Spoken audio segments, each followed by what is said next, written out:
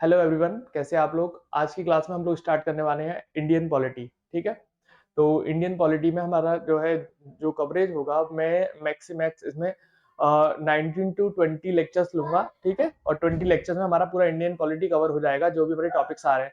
उसके बाद हम लोग क्वेश्चंस पर ध्यान देंगे। ठीक है, क्वेश्चन देखेंगे। पहले हम लोग क्या करेंगे, हमारा जो कंसेप्ट है वो क्लियर करेंगे। ठीक है, तो यहाँ पर जो भी कुछ होगा, कुछ भी ऐसा तुम्हें फिजूल का नहीं मिलेगा, जो बेकार का है, जो एग्जाम से किसी का एग्जाम रिलेटेड नहीं है, वो चीज हम नहीं पढ़ने वाले हैं। सिर्फ एग्जाम ओरिएंटेड हम लोग देखेंगे। ठीक है, और यहाँ पर तुम लोगों को ज्यादा टाइम ना गवाते हुए कम टाइम में ही एकदम इफिशिएंट वे में क्वालिटी मिलेगी। आप लोग देखिएगा, आप लोगों को पहले लेक्चर से पता चल जाएगा कि आप लोग जो टू द पॉइंट पढ़ने वाले हो।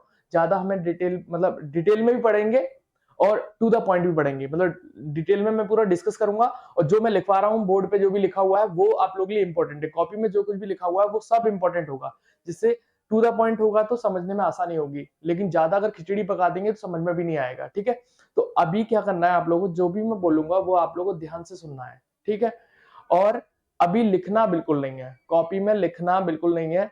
जो भी नोट्स वगैरह हैं वो आपको डिस्क्रिप्शन में मिल जाएंगे। ठीक है, तो उसकी चिंता बिल्कुल ना करें, नोट्स आपको पूरी तरह से मिलने वाले हैं। लेकिन अभी क्या करना है, जो भी मैं स्टोरी बोलने वाला हूँ, जो भी मैं बताने वाला हूँ कहानी, वो आप लोगों को ध्यान से सुननी है। ठीक है, अगर कहानी समझ में आ गई तो वो चीजें जो भी डेट वगैरह लिखी है वो सब इजीली याद हो जाएंगी, उसमें कोई प्रॉब्लम वाली बात नहीं है बिल्कुल भी। ठीक है, तो अब देखिए कहानी हमारी कहां से शुरू होती है। कहानी हमारी शुरू होती है वर्ल्ड वॉर सेकंड से। तो वर्ल्ड वॉर सेकंड का टाइम था जब विश्व युद्ध चल रहा था हमारा। हमारा क्या मतलब, अंग्रेज जो थे वो इन्वॉल्व थे उसमें। तो उसी वक्त क्या था कि एक जो विश्व युद्ध चल रहा होता है, तो जानते मतलब आप लोग जानते हैं कि वार जब चल रहा हो, कहीं भी लड़ाई चल रही है, तो वहां पर कुछ ना कुछ नुकसान तो हो ही रहा होता है। ठीक है, अब उसी वक्त जो है गांधी जी ने इंडिया में क्विट इंडिया मूवमेंट स्टार्ट कर दिया। क्विट इंडिया मूवमेंट मतलब भारत छोड़ो आंदोलन।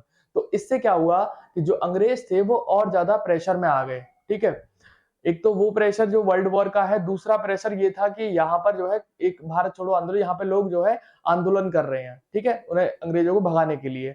तो उस वक्त क्या था, उसी वक्त एक क्रिप्स था। ठीक है, स्टैफर्ड क्रिप्स, उसने क्या किया, गांधी जी को एक प्रपोजल दिया और कहा कि आप लोग हमारे साथ इस युद्ध में जो वर्ल्ड वॉर चल रहा है उसमें साथ दें। ठीक है, अगर आप लोग ऐसा करते हैं तो हम आप लोगों को डोमिनियन स्टेटस देंगे। डोमिनियन स्टेटस का मतलब क्या था, वो फुल मतलब पूरी तरह से आजादी नहीं था, उसमें क्या था, कुछ हक दे देंगे हम लोग आपको। मतलब आप लोग ऐसा करिएगा कि आप लोग यहाँ पर अपनी गवर्नमेंट बना सकते हैं, चला सकते हैं, लेकिन जो रूल्स रेगुलेशन आएंगे वो हमारी तरफ से आएंगे। ऐसा कुछ था, मतलब पूरी तरह से आजादी इसमें नहीं थी। तो गांधी जी ने इसको रिफ्यूज कर दिया और कहा कि ये जो आप लोग हमें दे रहे हो, ये जो है इसके लिए गांधी जी ने एक स्टेटमेंट बोला, post dated cheque of a crumbling bank. ये स्टेटमेंट ध्यान रखिएगा, post dated cheque of a crumbling bank. मैं लिख देता हूं यहां पर, देखिए क्या बोला गांधी जी ने, post dated cheque of crumbling bank. तो इस प्रपोजल को गांधी जी ने कहा post dated cheque of a crumbling bank.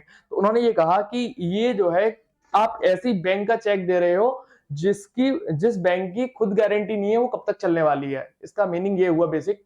तो यहां पर क्या था कि आप, उनका मतलब ये था कि आप लोगों का तो अभी खुद का तो पता नहीं है, आप लोग हमें क्या गारंटी दे रहे हो कि आप हमें जो है डोमिनियन स्टेटस देंगे। तो इसके लिए उन्होंने रिफ्यूज कर दिया। और यहाँ पर जो भी जनता थी वहां पर उन्होंने जो है जब उन्होंने रोकने के लिए कहा था इसको, जो भी हमारे यहाँ के जो जनता थी फिर उसको रोकने के लिए कहा, तो गांधी ने इस पर एक नारा और दिया, स्लोगन दिया, डू और डाई, करो या मरो। ठीक है, यहाँ पर कहीं ना कहीं गांधी जी ने जो है एक तरीके से वायलेंस को बढ़ावा दिया था। तो इस आंदोलन में बहुत ज्यादा वायलेंस हुआ था, क्योंकि गांधी जी भी इसमें चुप रहे थे। चुप ही रहना हो गया एक तरीके से, जो इनडायरेक्ट वे में अगर हम मतलब मीनिंग निकालें तो क्या निकलेगा, करो या मरो। ठीक है, तो वायलेंस को ही रिप्रेजेंट कर रहा है ये चीज भी। तो यहाँ पर गांधी जी ने एक नारा दिया था, करो या मरो, डू और डाई। इस आंदोलन में करो या मरो मतलब या तो आजादी पालो या मर जाओ, ये उनका कहना था यहाँ पर। ठीक है, तो अब इसमें क्या हुआ, यहाँ पर ये जो आंदोलन चलता रहा, तो इसके बाद जब पूरा वर्ल्ड वॉर खत्म हो गया, उसके बाद जो है उसके बाद एक कैबिनेट मिशन प्लान आया, ठीक है, कैबिनेट मिशन प्लान, जिसमें जो है 3 मेंबर्स आए थे, 3 मेंबर्स मतलब सदस्य, ठीक है।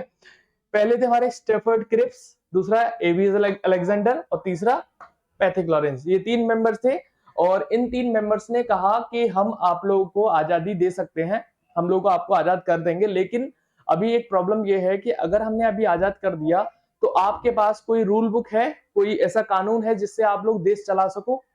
तो वहां पर उन्होंने एक आइडिया दिया कि आप लोग एक काम करिए, अभी आप लोग जो है एक कमेटी तैयार कीजिए ऐसी, जो कि एक ऐसा कॉन्स्टिट्यूशन या संविधान बनाए जिससे कि आप लोगों का देश चल सके, ठीक है। तो उन्होंने यहाँ पर एक आइडिया दिया, एक प्रस्ताव दिया, एक तरीके से कह सकते हैं आइडिया दिया। तो वहां पर एक कॉन्स्टिट्यूएंट असेंबली, संविधान सभा कहेंगे इसको हम लोग, क्या कहेंगे, संविधान सभा, ठीक है। तो कॉन्स्टिट्यूएंट असेंबली तैयार कीजिए और जो कि जिससे आप लोग अपना खुद का कॉन्स्टिट्यूशन तैयार कर सको, ठीक है। कॉन्स्टिट्यूशन, खुद का कॉन्स्टिट्यूशन तैयार करना है, तभी तो देश चलेगा, चलेगा कैसे। तो अब यहाँ पर आगे चल करके क्या हुआ, एक संविधान सभा बनानी थी। तो यहाँ पर 2 चीजें थी, कुछ हमारे प्रोविंसेस थे, कुछ प्रांत थे, और दूसरा जो है प्रिंसली स्टेट थे।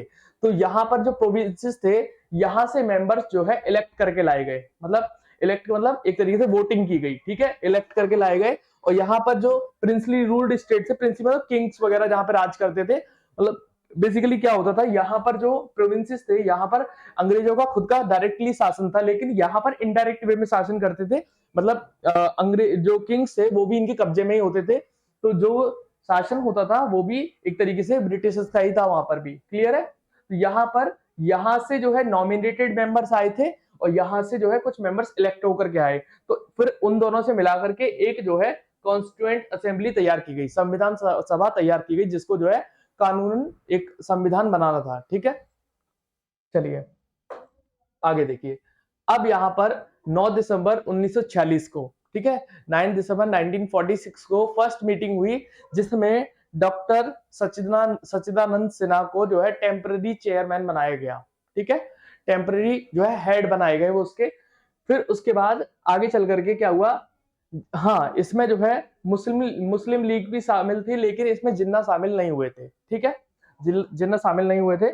आगे चल करके 11 दिसंबर मतलब 2 दिन बाद फिर एक मीटिंग हुई, और उस मीटिंग में जो है परमानेंटली जो है डॉक्टर राजेंद्र प्रसाद को जो है उस असेंबली का हेड बना दिया गया, क्लियर है, परमानेंटली उसका हेड बना दिया गया। यहाँ पर प्रेसिडेंट वर्ड आ रहा है, प्रेसिडेंट का मतलब यहाँ पर राष्ट्रपति नहीं है, एक तरीके से चेयरमैन है उसका, ठीक है, उसका हेड ही है यहाँ पर भी, ठीक है। अब उसके बाद फिर 2 दिन बाद यहाँ पर एक मीटिंग हुई 13 दिसंबर 1946 को, जिसमें जिसमें जो है जवाहरलाल नेहरू ने एक जो है ऑब्जेक्टिव रेजोल्यूशन निकाला, ठीक है, और वो जो है सबके डिबेट एंड डिस्कशन के बाद उसको भेजा गया बीएन राव के पास। बीएन राव कौन थे, बीएन राव एक बहुत बड़े एडवोकेट थे, जो कि एक एडवाइजर की तरह काम कर रहे थे, और वो अपनी फीस भी ले रहे थे, ठीक है, उनको फीस भी पे की गई थी, लेकिन वो कॉन्स्टिट्यूएंट असेंबली के मेंबर नहीं थे, ठीक है। बड़े बड़े एडवोकेट थे, सो तो उनसे जो है जो भी रिपोर्ट वगैरह उनसे चेक करवाई जा रही थी, ये कह सकते हो, ठीक है। तो यहाँ पर बीएन राव को रिपोर्ट भेजी गई, ठीक है, तो यहाँ पर ऑब्जेक्टिव रेजोल्यूशन निकाला, और यही हमारा एक तरीके से प्रीएम्बल बना बाद में जाके, ठीक है। अब आगे देखिए। अब यहाँ पर 15 अगस्त 1947 को क्या हुआ कि जो जो अंग्रेज थे, जो ब्रिटिशर्स थे, वो रातों रात भाग गए, ठीक है। अब जब रातों रात भाग गए तो जो एक कॉन्स्टिट्यूएंट असेंबली जो कि संविधान तैयार कर रही थी, अब वहां पर कॉन्स्टिट्यूएंट असेंबली को 2 पार्ट्स में बांटना पड़ा। क्यों बांटना पड़ा, क्योंकि जब अंग्रेज भाग गए तो सरकार ही नहीं है तो देश कैसे चलेगा, तो वहां पर उसको 2 पार्ट में डिवाइड किया गया। तो यहाँ पर डिवाइड करने के बाद एक कॉन्स्टिट्यूएंट मेकिंग असेंबली बनाएगी जो कि संविधान तैयार करेगी, दूसरी जो बनाई गई वो थी हमारी प्रोविजनल लेजिस्लेचर, जिसको हम कहते हैं अस्थाई विधानसभा, ठीक है, अस्थाई विधानसभा, जो कि देश चलाने का काम करेगी, ठीक है, अस्थाई रूप से। तो यहाँ पर इसके जो हेड बनाए गए वो जीवी मावलंकर थे, जो कि बाद में जाकर के लोकसभा स्पीकर बने थे, फर्स्ट लोकसभा स्पीकर, ठीक है, याद रखिएगा, ये क्वेश्चन आता है एग्जाम में।